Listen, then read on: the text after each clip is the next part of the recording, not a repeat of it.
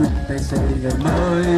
Dù lên rừng hay xuống biển, vẫn bao dòng vẫn gian khổ. Ngày nay vững vàng trên bước bàn ơi.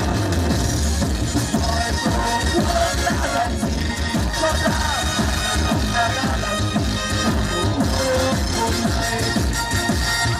Hỏi Tổ quốc đã làm gì cho ta, ông ta đã làm gì cho Tổ quốc hôm nay.